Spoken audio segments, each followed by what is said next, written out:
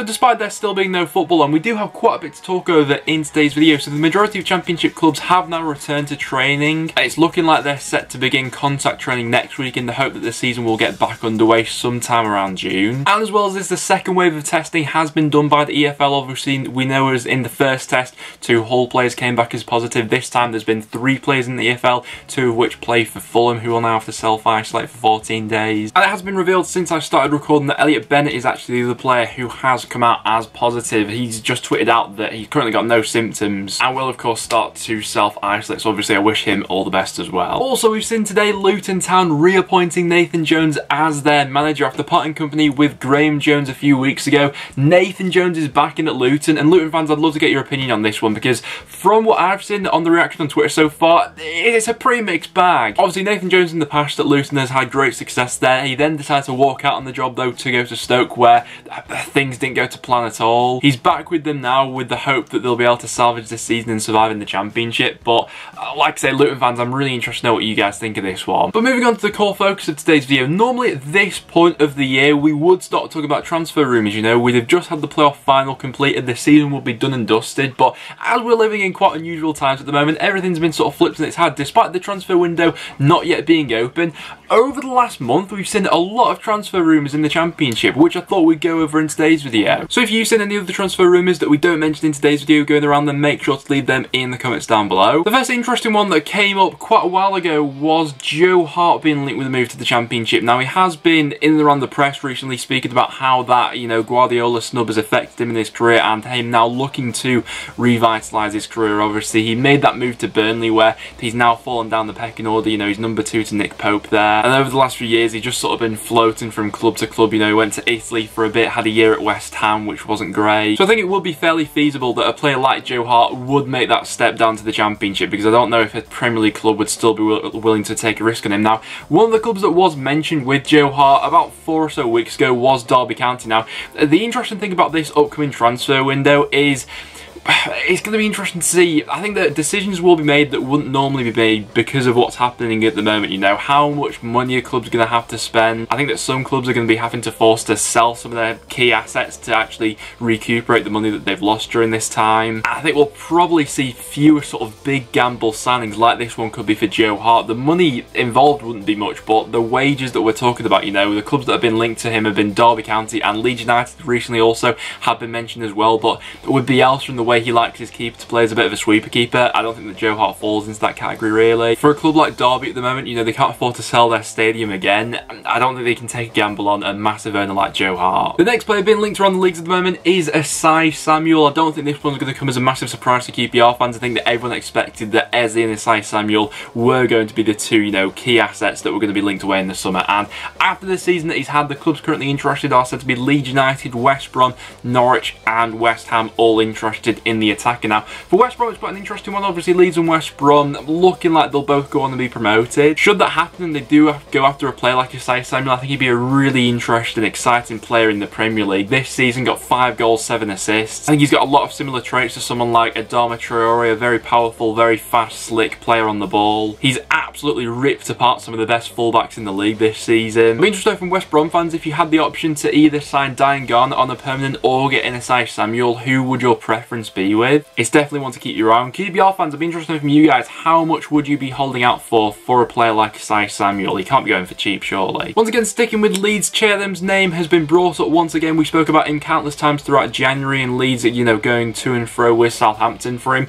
Reportedly, it's been said that Southampton now would be willing to consider a cut price deal for him, around £10 million actually. Things haven't quite worked out for him at Southampton so far. He's not found the back of the net for them yet. Obviously, we all know how prolific he was with his last season at Birmingham though, but Leeds fans, I'd be interested to know, would you still be keen for going after a player like Adam should you be promoted? I still think there's a lot of untapped potential though. What's interesting for Birmingham is I believe they have a 10% sell-on clause fee, so obviously whatever does go on and happen, Birmingham will get a cut of that. And speaking of Birmingham, if that transfer was to happen and they did get that money for Cherem's, that could go towards securing the signing of Scott Hogan on a permanent deal. Now, before the Championship was broken up, Hogan was probably the most informed, prolific striker in the league. In 8 appearances for Blues, he scored 7 7 goals and got an assist as well. His partnership with Djukovic was excellent, and he was that replacement for Chellums that they've been desperately missing in the first half of the season. The only sort of sticking point in this one would be how much Villa would be willing to sell him for. I can't see a situation where Villa are wanting to keep hold of him next season, really. I think they will be happy to let him go. I don't see them getting back, I think it was the £10 million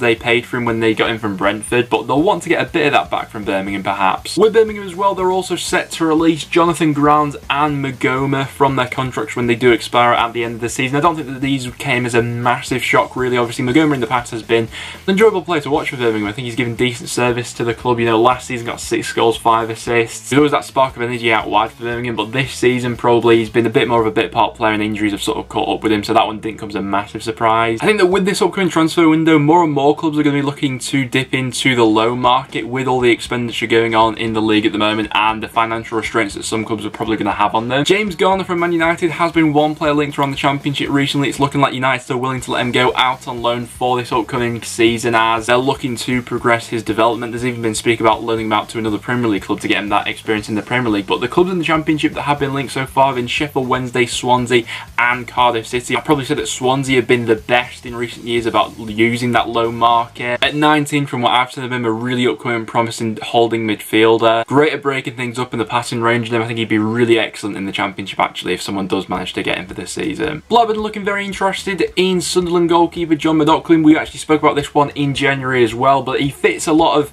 boxes that Blackburn are looking to tick at the moment. Obviously for this season they've had Christian Walton on loan from Brighton after he had a bit of a slow start to the season. He really picked things up for Blackburn, but with them looking towards the future, they'll be looking to tie someone down on a permanent deal, and with McLaughlin coming up as a free transfer this summer, I think that could be a really bit of savvy business done by Blackburn there. Another Sunderland player linked to the Championship has been Duncan Watmore, whose contract is expiring at the end of the season. Middlesbrough reportedly were keeping tabs on him.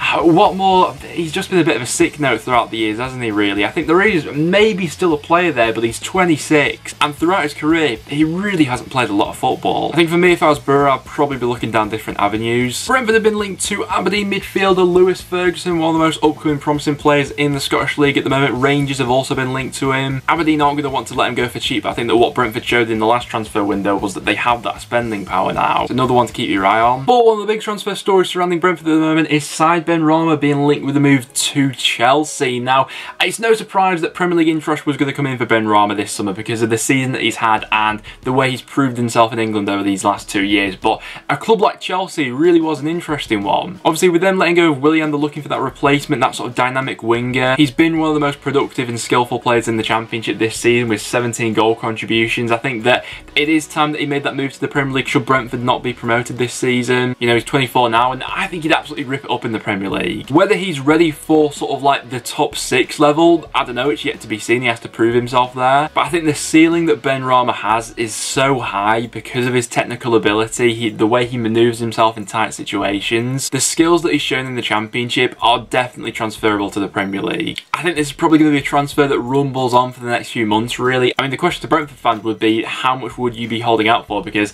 I don't think he could be let go on the cheap, but if a club like Chelsea was to come in with the spending power they have, it's hard to turn down that sort of money. One transfer rumour that did come up a few weeks ago as well, we did speak about this one on the previous video, was George Puskas being linked with a move to Fenerbahce. Now, he joined Reading in the summer for a fee of around about £7.5 million.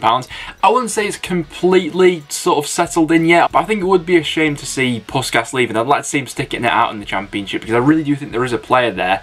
He's just not been completely unlocked yet. There was one report that came out from Turkey saying that a deal in principle had been agreed between the two clubs, but then Mark Bowen came out, the Reading manager, after that and basically quashed the rumours and saying that's not true. Another one of the big transfer rumours going around lately has been Vida from Besiktas being linked to West Brom recently. Obviously, the Croatian international had a brilliant World Cup in Russia. He's an absolute unit of a defender and would sort of bring West Brom's backline really up a level should they go on and be promoted to the Premier League. Can you imagine Vida and a giant next to each other at the back? They would be an absolute unit together. Adam Leitch has been another one linked to West Brom should they go up. Obviously a massive name, had a really good time while he was in Italy. Can either play as that attacking midfielder or someone who's just off the striker. I think back in the day nearly signed for Man United, but he's had a good goal scoring record everywhere he's been, you know, played for some massive clubs. He'd be another ambitious one for West Brom. It's likely that Conor Gallagher is going to be allowed to go out on loan again by Chelsea, but this time they may be looking to send him out to the Premier League. West Brom have been one club mentioned in the conversation should they be promoted. And Van La Parra is being being linked with a move back to England. Obviously, we know all about him from his time in England at the likes of Wolves, Huddersfield, Middlesbrough he played a bit at. He's now a free agent and a host of English clubs have been linked to him. Swansea and Norwich seem to be the two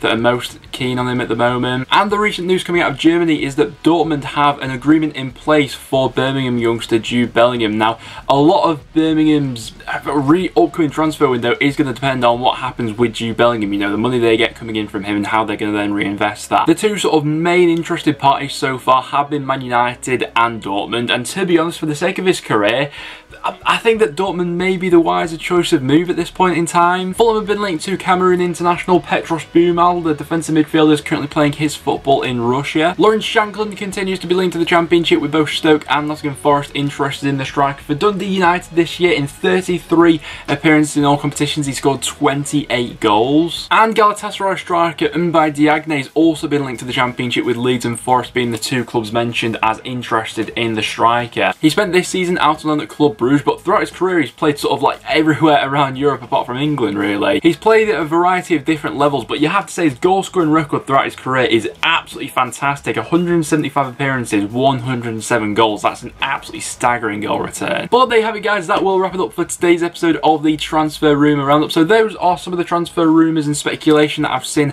over the past few weeks in the Championship. If you've seen anything else that we didn't mention in today's video, then get them in the comments down below and we'll mention them next time. But that will now wrap it up for today's video, guys. So if you went on to enjoy, please do leave a like. It is always massively appreciated, and subscribe for a bit of regular Championship content. But apart from that, thanks for watching, and I'll see you all in the next one.